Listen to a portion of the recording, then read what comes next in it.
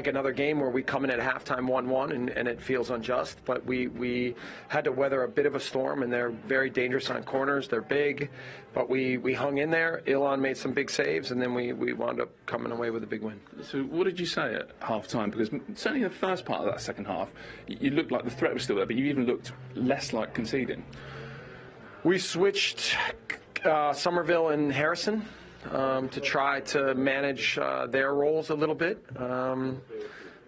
We knew that Rodrigo was going to be tough for him. We thought about it at halftime, but we said just give us everything you have, and it wound up only being 5 or 7 minutes or something like that. I thought Pat came in and helped. I thought Willie came in and helped. I thought all the subs did a good job. You said Pat came on and helped, and he did, but when Patrick Bamford, he just miscontrolled that chance towards the end. Did you think the big moment to go better than draw had gone? No, I just was focused on us staying disciplined within the match. That was important. You sound very calm, considering you've just won at Anfield, under the pressure you were under. Yeah, I mean, again, I've believed in this group. Like I said, we shouldn't be in this situation. If you look at the metrics, we should not be in this situation, but we are, and we've tried to maximize it at all moments.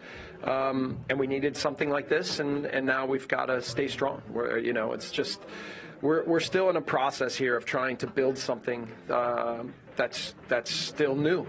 And you can see like I've been saying lately, in our good moments, we're really good. And then in our bad moments, we look too vulnerable, naive. But today we reduced the bad moments and increased the good moments, and then we were able to get a result. You said we needed something like that. You personally, did you need something like that? Listen, everybody's made a big deal about me and firing me, and I'm the problem. But the board has been with me. We've all been unified. We've stuck together. So, again, it's always we. Well done. Thank you. Well done, Jesse. Yep.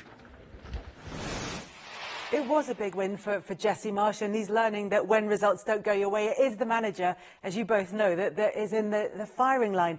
So it is a big win for him, but he also said that he feels that Leeds haven't been getting the results that they deserve from their performances. Do you think that's true? I don't agree with it. I've seen them against Leicester, and they were second best. I've seen them against Fulham at home, and they lost. And against Arsenal, they were unlucky to lose 1-0. And today, they've got the 3 points. But let's not get carried away. Liverpool had a lot of good chances. Meslier kept them into the game. Now, that happens. That's good. But overall, they get too many chances against them. That's why they get a lot of goals against them. And that's what's been happening in the past few matches. They are exciting to watch. They are a young side. They are naive at times, but they are good to watch. They are good to be on the box. But they need to change certain things to defend and not to get that many chances against. Now, is that as a back four or is that as a whole team? That is for him to figure out. But they are excited. And they got a great win. Now they need to build from this win, and they cannot go 4 or 5 games again without a win. Let's take a look at what they've got coming up, because, like you said, they have to build on this result that they've had this evening at Anfield. And the next opportunity to do that is going to be against Bournemouth, which maybe earlier in the season we would have said was a fairly straightforward game. But they went 2-0 up. And admittedly lost against Tottenham earlier today. And then it is Tottenham before we go into the break for the World Cup. And then Manchester City. I don't know, maybe that's a good time to play them the first game back after the World Cup. But there's tough fixtures in there. Yeah, that might be. But Bournemouth, for me, at home, that is a must-win game for Leeds. It's a must-win game. You've just coming back from the Liverpool game. Now you're playing at home. Your last game at home you lost. Can you win it? If you win it, the next game against Spurs, that is your bonus. You are not supposed to get points against the top 6 teams because you're not there yet. You want to. This today was a given 3 points, and you take that. But those games against Bournemouth at home, those are your bread and butter that you need to win. It is going to feel very different if Leeds can stay out of the bottom 3, which is where they are now. If they can do that and be sort of relatively mid-table by the time the World Cup break comes, then that's going to feel very different for those players who go off for 6 weeks. Yeah, they've been playing under pressure. They've come into tonight's game under pressure. People criticising them.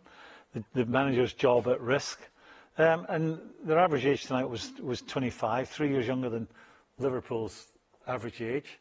And experience does count at the highest level. And they're going to have more punches on the nose before the end of the season. But so far up to this point, they've been getting severe criticism. It wouldn't have been a happy football club on a Monday morning, having lost over the weekend. And they've seemed to have dealt with that quite well. Looking at them today, is it a bit of going to Liverpool? You know, Liverpool is still a special place to go and play for players. Were they excited about that? Were they so fired up about that? If that is their normal input to a game, that high energy, I was concerned at half-time that they might run out of steam a bit. Did show any sign of that? Yeah, they got pinned back by Liverpool, but Liverpool did that to everyone, at Anfield generally. I thought they equipped themselves really well. The goalkeeper was man of the match, which meant that Liverpool did have chances against them. But part of the enjoyment of watching Leeds now and before was, tell me what you think. When you watch them play, they're on forward gear all the time. When they lost the ball, they're still piling forward, trying to nick it high up the pitch. It's not a case of dropping off and getting your shape and starting again. Lose the ball, go after you. Lose the ball, go after you. Instead of lose the ball, getting your shape and making sure everyone's in their position. So I think there's more difficult days ahead for Leeds. They're a great watch, but they've got a togetherness that's outstanding. Defeat by Leeds at Anfield this evening. Liverpool have only made 3 worst starts in Premier League history. It's Jurgen Klopp's worst ever start to a Premier League season. He's been talking about this latest defeat by Leeds. To Patrick Davison. Jurgen, obviously another setback. How did you see the game? Yeah, real setback, absolutely. Yeah. So I thought we had a really good start in the game. I'm really lively. Exactly what we wanted, and then we conceded a freakish goal. Scored the equalizer, but it didn't give the complete security back for whatever reason. We struggle with controlling the game, obviously, which is difficult then against the side with the speed they have up front. We gave too many balls away. And the boys tried, so really tried. We had a lot of possession. We had obviously big chances which we can or should use. But in the end, we believe if it's 1-1 and you defend the situation around the second goal like this, then you leave everything open. So for them, so it's really that's not. I don't know exactly, but it looks like so in between we try to have we think we have the ball, then we don't have it, but then we don't close it, then we have a 2 or 3v1 situation on the wing, ball gets still out, which is actually not to explain really, but it gets out, and then in the end it's a 2v1 in the box, and he can finish the situation off. So that's the description of what happened, but the problem is we cannot control this kind of game in the moment, and that's obviously a problem. 8th time in 12 Premier League games you've conceded the first goal after what you said, a good start. I know, like, if you had a button you could fix it, you would. But why has it become a habit, though? Why has it become a habit? I mean, how can you know this goal bring together with all the other goals we conceded? It's pretty much an own goal, but nothing to do with the situation. It's a non-situation, and then pass the ball away and the goalie slips. So yeah, I know. So, but that's now really difficult to answer. In this situation, it's unlucky, whatever. But it happens anyway, and they use it. We had a similar situation before that, which we didn't use, where the goalie and the defender have a misunderstanding. We don't use it, but yeah, that's it. You said in your first answer we can't control this kind of game at the moment. How do you change that? It's obviously not a quick fix. No, but not in general, but too often not. Let me say it like this. So, no, it's like we have. Some with an amount of games we have, maybe some players are a little bit overplayed. Harvey, who played exceptional for us this season, had a good start in the game, but then couldn't keep going. And Thiago was ill last week, but not ill since 2-3 days anymore. So we think you bring fresh legs in, and think that makes sense. Up front, they play now all the time. That's the 3 strikers we have left. All these kind of things.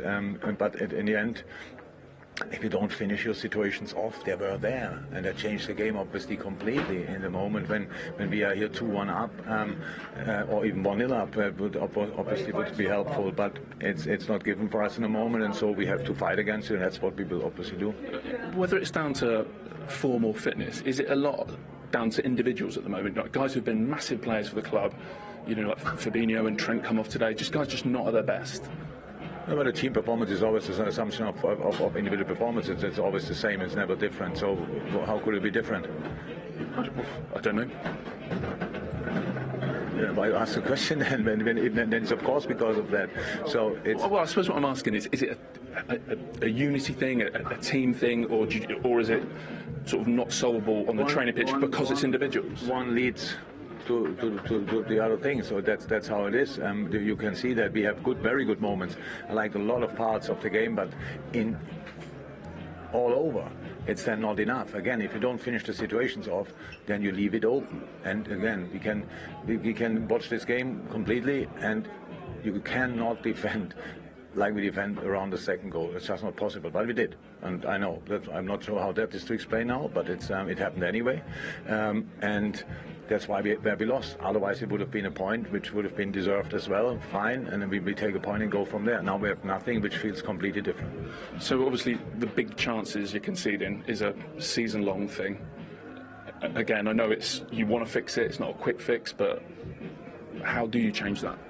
With working, it's not that it's gone. It's not just. It's more difficult for us to, in the moment, to bring our quality on the pitch, and that's what you have to go. That's the situation has to go through. We accept that, and we fight against it. You said earlier in the season we might need to reinvent this.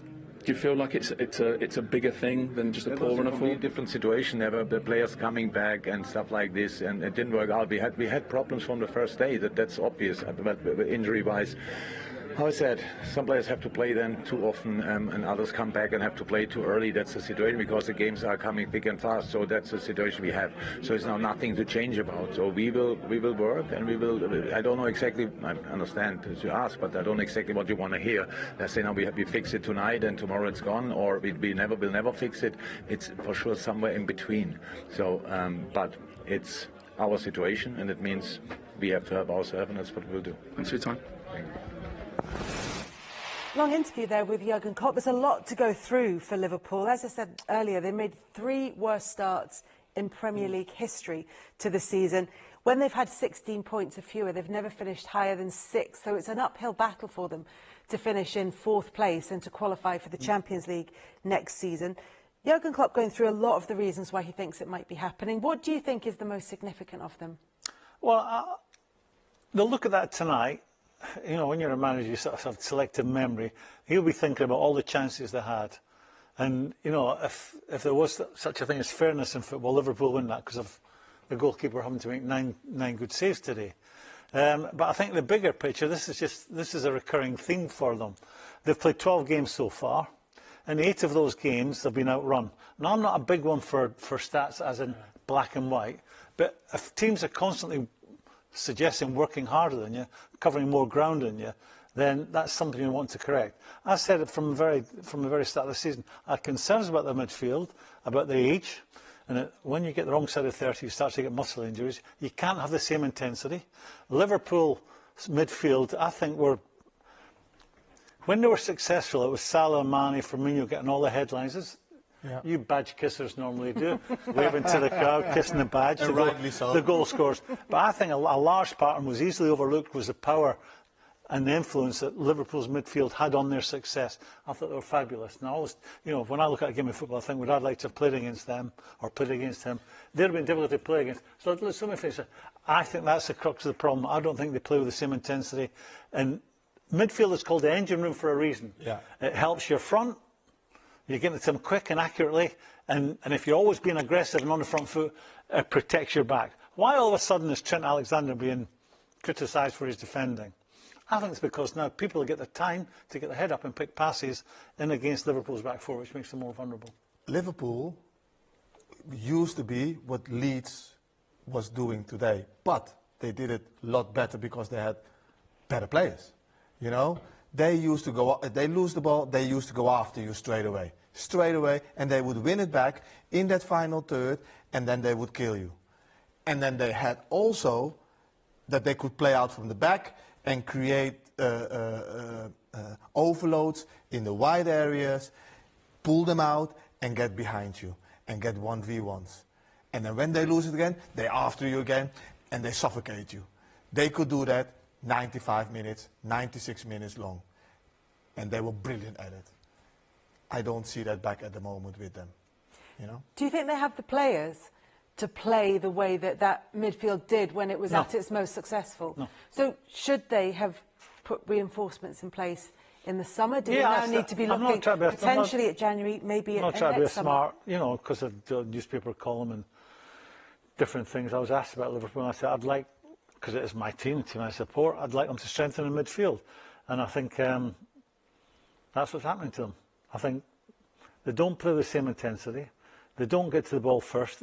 You know, they were getting to the ball first more than any other team.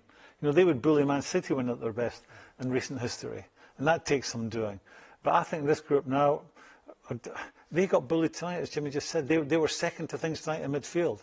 And if you're second, you know, people come on these shows and talk about formations and tactics. If he pushes down there, he drops off, we'll go a diamond, we'll go whatever shape they want. But the first thing you have to do in football is get to the ball first. No matter what shape you're playing, get to the ball first means you're going that way. If you're second to things, you're doing that. And right now, Liverpool are doing too much of that, where for 5 years, they've been the best at getting to the ball first. And I think that's where the crux of the problem is. And I come back to Trent Alexander. It's not the best defender, but he's the best going forward in that position. All of a sudden, and Trent, because the easiest job to do in football is to defend, he should be getting better every year at his defensive work. All of a sudden now they're picking holes in him.